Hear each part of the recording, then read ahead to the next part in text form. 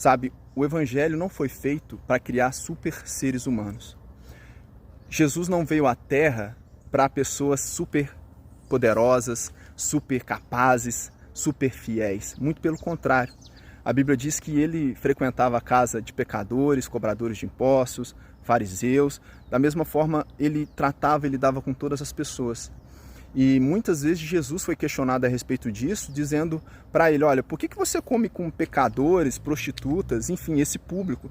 Sabe, até nos dias de hoje, se você olha para uma pessoa que é considerada uma pessoa de bem na sociedade, uma pessoa bem vista pela sociedade, um homem de família, você não vai imaginar essa pessoa sentada num bar com um monte de gente, né, assim, que faz coisas erradas, e tudo bem, vamos tirar o espaço, o ambiente do bar, porque de fato é um lugar onde geralmente as pessoas não vão para coisas boas, vão para beber, para se viciar, enfim, para qualquer outro tipo de coisa.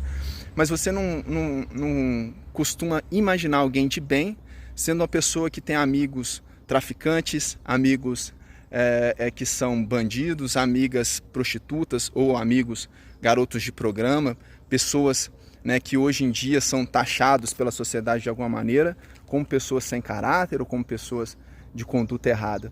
Geralmente o que se vê ou o que as pessoas esperam é que os cristãos se afastem desse tipo de pessoa e que as tratem até, de certo modo, muitas pessoas tratam essas pessoas de forma ruim, de forma negativa. E Jesus não, ele tratava todo mundo da mesma forma e sem julgamentos. Ele teve situações nos quais colocaram diante dele uma mulher apanhada em adultério e queriam que ele proferisse uma palavra de julgamento e morte para aquela mulher, mas ele não, falou, olha, quem não tiver pecado atira a primeira pedra, ou seja, ele fez com que todos ele refletissem e percebessem que todo mundo tem pecado. E se todo mundo tem pecado, eu não posso condenar o meu irmão, acusá-lo, virar as costas para ele só porque o pecado dele é diferente do meu.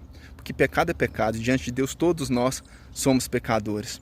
Então, o tipo de cristão que eu acredito que nós devamos ser é o tipo de cristão real, que sabe que haverá na vida momentos de intensa fé, de muita proximidade com Deus, de muita esperança, de muita expectativa, mas infelizmente também haverá momentos de muitas dificuldades, que é o que costuma acontecer na vida de quase todos. Nós temos ótimos momentos, momentos de crescimento, momentos de desenvolvimento, momentos de bênção, mas infelizmente também temos momentos de dificuldade, de doença, de desemprego, de conflitos na família, de problemas de perseguição de alguns tipos, enfim, todo mundo tem momentos bons e ruins na vida. Isso é natural. E se nós somos servos de Deus somente quando as coisas estão bem, nós não somos do tipo de servo de Deus que vai entrar no céu. Porque a Bíblia diz que aquele que perseverar até o fim será salvo. Agora, a perseverança não significa perfeição. Perseverança significa permanecer no caminho, continuar trilhando o caminho, continuar buscando se aperfeiçoar. Perfeição não existe, mas aperfeiçoamento ele tem que ser contínuo. Quer dizer, eu hoje preciso ser o melhor cristão que eu posso ser dentro das condições que eu tenho, do conhecimento da palavra de Deus que eu tenho, do relacionamento e da intimidade que eu tenho com Deus, da minha vida de oração nesse momento. E eu preciso buscar todos os dias crescer nesse propósito de me aproximar de Deus e ser um cristão cada vez mais pleno e mais profundo diante de Deus. É claro, momentos de dificuldades existirão, problemas vão aparecer na nossa vida, lutas vão aparecer na nossa vida e às vezes a nossa fé vai dar uma baixada. E talvez você possa imaginar que isso te faça menos cristão. Mas se isso te faz menos cristão, então faz também de Pedro menos cristão. Faz também de Elias menos cristão. Né? Faz até mesmo de Moisés menos cristão.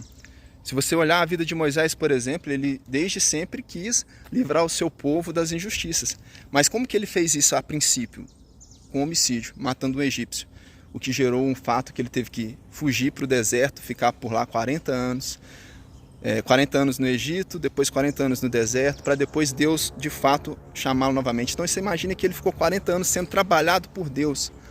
Eu imagino que durante aquele tempo ele ficava meditando a respeito daquilo que ele fez no passado, do homicídio que ele cometeu, da maneira como ele tentou fazer as coisas e que não funcionou.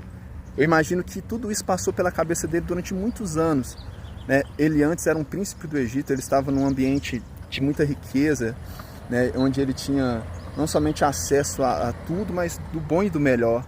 E depois ele estava no deserto, pastoreando ovelhas, em lugares difíceis, de frio, de sol, enfim, de sequidão. E ele provavelmente meditou e pensou sobre tudo isso, então ele evoluiu. Ao ponto de que a Bíblia diz, mais para frente, que houveram algumas rebeliões no povo de Israel enquanto Moisés os conduzia pelo deserto. E a Bíblia diz que quando o povo se levantava contra Moisés, a Bíblia diz que Moisés era o homem mais manso da terra. Então, um cara que antes matou alguém, no meio de uma discussão, ele perdeu a paciência e matou, se tornou o homem mais manso da terra por uma evolução. A caminhada com Deus é uma evolução. Elias foi um homem que ele orou e desceu fogo do céu. Ele orou e, como disse Paulo mais para frente, durante 3 anos não choveu, nem orvalho teve sobre Israel, porque ele proferiu uma palavra e tamanha era a intimidade e a presença que ele tinha com Deus, que a palavra que ele proferiu se cumpriu. Mas a Bíblia diz que depois ele foi perseguido.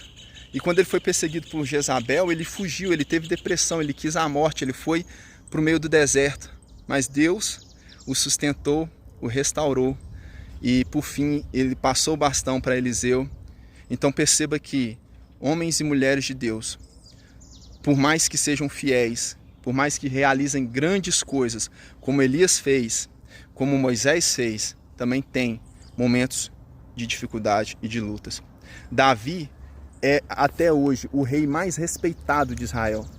Se você for em Israel, o nome de Davi ele é frequente em grandes projetos, hospitais, enfim, Davi ele é icônico para a cultura em Israel, para o povo de Israel.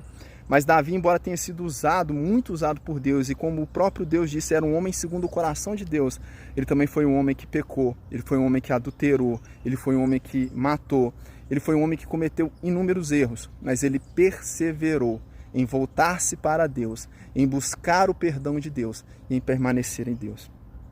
Para finalizar, eu quero te dizer que assim como Davi, nós cometemos erros na nossa vida. Eu cometi inúmeros erros na minha vida, como eu disse. Embora tenha nascido em berço evangélico, eu me desviei da presença de Deus e cometi muitos erros, pelos quais eu pago ainda um preço muito alto às vezes. Às vezes você sofre muito por aquilo que você fez de escolhas erradas no passado e está tudo bem, é natural. Davi foi perdoado, mas também pagou um preço por os erros que ele cometeu. Nós vamos pagar também. Mas você tem nas suas mãos uma escolha. Se você escolher permanecer errando porque você está pagando o preço do pecado do passado, você vai continuar pecando e, consequentemente, no seu futuro, você ainda vai pagar outros preços mais. Mas se você escolher mudar a sua atitude agora, você então vai ter finalizado essa linha de pecados, essa linha de escolhas erradas. É lógico, uma hora ou outra a gente ainda vai falhar, a gente ainda vai cometer erros. Mas a partir de agora você vai ter uma evolução de crescimento em Deus, de evolução, de aprendizado com Deus. E é isso que Deus quer para você. Então se você pecou, se você falhou, se você errou, entenda que todo crente erra. E aqueles que dizem que não erram são mentirosos. O apóstolo João lhe diz que aquele que diz que não tem pecado é mentiroso e faz de Deus mentiroso, porque a Bíblia diz que todos pecaram. Então você não é diferente de ninguém. Humilhe-se diante de Deus. Se você está passando por um momento em que você está preso em algum tipo de situação, busque uma orientação de alguém na sua igreja, alguém de fé, alguém que você perceba que é uma pessoa fiel, que vai te ajudar e não vai ficar te julgando ou espalhando as suas dificuldades aí pelo mundo afora, mas que vai te ajudar na caminhada. E entenda e aprenda, Deus, ele é um Deus de amor. A Bíblia diz que Jesus, ele morreu por nós, sendo nós ainda inimigos de Deus. Se agora que você está buscando permanecer com Deus, você se torna amigo de Deus e filho de Deus, quanto mais agora Ele vai te ajudar a superar suas dificuldades. Tenha fé, tenha perseverança e entenda que você tem que prestar contas a Deus de si mesmo. Não olhe para o outro que parece ser perfeito e nem siga o caminho do outro que só está ali por religião. Sirva a Deus pelo seu propósito, pelo seu coração e por aquilo que Ele coloca para você e Deus fará grandes coisas na sua vida. Se você gostou do vídeo, se você gostou dessa meditação a respeito da caminhada cristã, inscreva-se no canal, compartilhe com alguém que você acha que gosta também desse assunto, que vai ter interesse nisso. Faz aqui um comentário aqui, deixa um amém se essa palavra falou com você, deixa um parabéns aqui, se você acha que esse assunto é pertinente. Coloca aqui, eu gostaria de ouvir uma meditação a respeito do assunto tal. Ou coloca aqui, olha, eu vejo muita dificuldade em tal coisa, será que você poderia conversar a respeito? Enfim, me ajuda a crescer esse canal, porque o propósito dele é abençoar pessoas, é fazer com que mais pessoas possam ter perseverança e fé e não venham a desistir da sua caminhada porque tem problemas, porque tem dificuldades, porque as coisas parecem ser mais difíceis para elas do que são para outras. Deus abençoe a sua vida, que Jesus prospere os seus caminhos. Em nome de Jesus. Amém.